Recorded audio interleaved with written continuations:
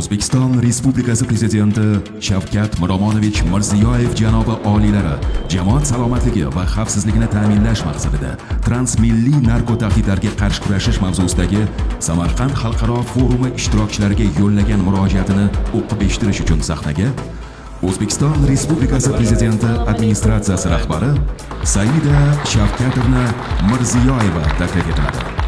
Qadrli tadbir ishtirokchilari, bugungi tahlikali zamonda dunyo hamjamiyatining yanada qat'iyat bilan birgalikda harakat qilishi har qachongidan ham dolzarb bo'lib bormoqda.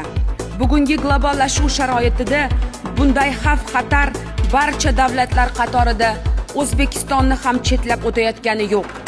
Shu bois O'zbekistonda giyohvandlik va narko jinoyatlarga qarshi kurashish masalasini umummilliy harakatga aylantirib, barcha kuch va vositalarni safarbar qilyapmiz.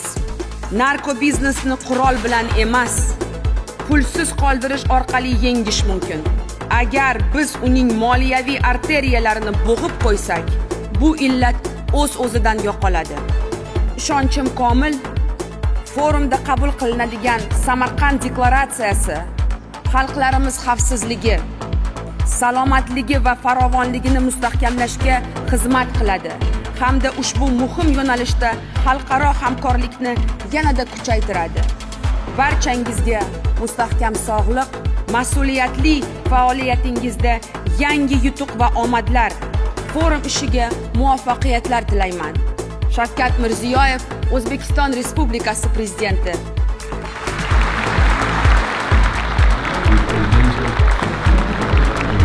Thank you.